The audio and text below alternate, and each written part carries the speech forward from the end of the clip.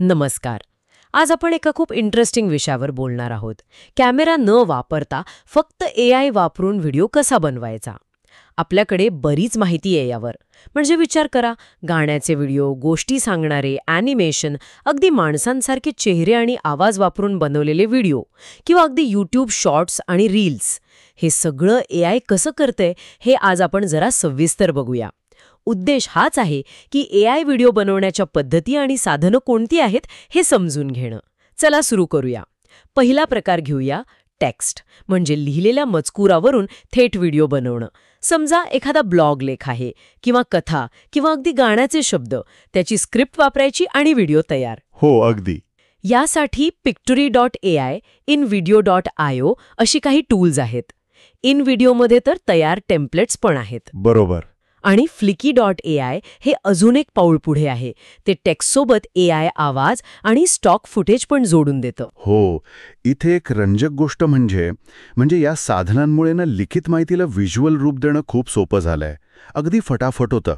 साध्या टेम्पलेटवर आधारित व्हिडिओ जसं तुम्ही म्हणालात InVideo किंवा मग अधिक कलात्मक सिनेमॅटिक आउटपुटसाठी कायबर आहे.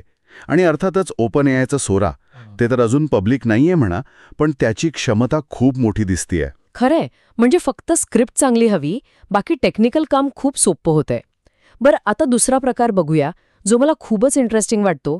AI अवतार किंवा चेहरा वापरून व्हिडिओ बनवणे. हो, हा तर खूपच चर्चेत आहे सध्या. Synthesia.io सारखी साधने आहेत जी एकदम रिअलिस्टिक AI अवतार देतात. ते आपल्या स्क्रिप्टनुसार बोलू शकतात. हेजन वापरून तर आपण स्वतःचा AI चेहरा आणि आवाज पण बनवू शकतो म्हणे. हो, नक्कीच. आणि DID सारखं टूल फोटोवरून बोलणारे व्हिडिओ बनवतं. म्हणजे विचार करा, ट्रेनिंग मॉड्यूल्स किंवा मार्केटिंगसाठी हे किती उपयोगी पडू शकतं. वेगवेगळ्या भाषांमध्ये पण लगेच तयार करता येईल. नक्कीच. ट्रेनिंग आणि इन्फॉर्मेशन डिसेमिनेशनसाठी हे खरंच खूप प्रभावी आहे. पण इथे एक विचार करण्यासारखी गोष्ट पण आहे. म्हणजे जेव्हा AI इतके हुबेहूब चेहरे आणि आवाज तयार करू शकतं, जेव्हा डिजिटल जगात खरं काय आणि फेक काय हे ओळखणं थोडं काय म्हणतात त्याला गुंतागुंतीचं होतंय. बरोबर. म्हणजे हा तंत्रज्ञानाचा एक परिणाम आहे ज्याचा आपल्याला सामाजिक पातळीवर पण विचार करावा लागेल. डिजिटल ओळख म्हणजे काय हे प्रश्न येतात पुढे. अच्छा, आता थोडं क्रिएटिव्ह साईडला जाऊया. म्हणजे ॲनिमेटेड शॉर्ट फिल्म्स किंवा म्युझिक व्हिडिओज बनवता येतात का AI वापरून? हो, नक्कीच येतात. आणि यासाठी पण खूप चांगली टूल्स आहेत. रनवे ML, त्यांचं Gen 2 मॉडेल खूप पॉवरफुल आहे. ते टेक्स्ट किंवा इमेजमधून व्हिडिओ क्लिप्स तयार करतं. अच्छा. त्यात ॲनिमेशन आणि व्हिज्युअल इफेक्ट्स पण टाकता येतात.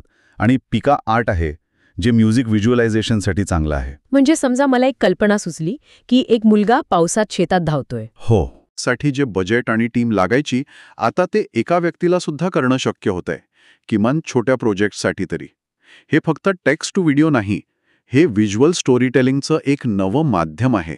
आणि शेवटचा प्रकार, जो सध्या खूपच हिट आहे, रील्स किंवा शॉर्ट्ससाठी AIचा वापर. हो, शॉर्ट फॉर्म कॉन्टेंटसाठी AI खूप वापरलं जाते. इथे कसं आहे, अनेक गोष्टी एकत्र येतात.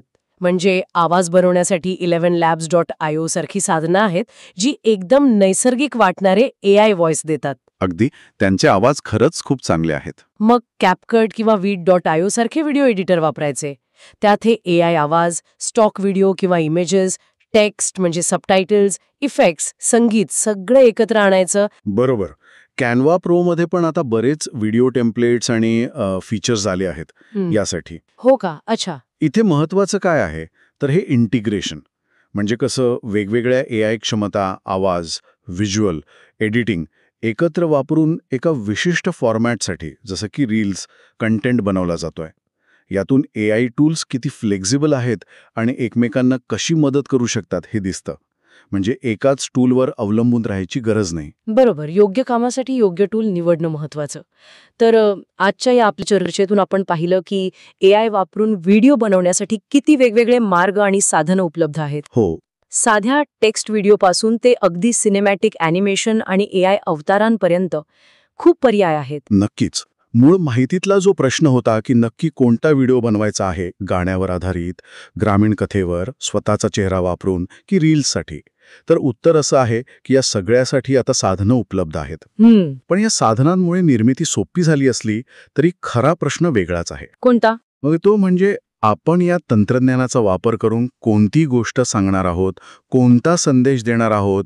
केवळ व्हिडिओ बनवणं हे एक साधन झालं, पण त्याचा उद्देश काय, त्यातून कोणता परिणाम साधायचा आहे, यावर विचार करणं जास्त महत्त्वाचं आहे असं मला वाटतं.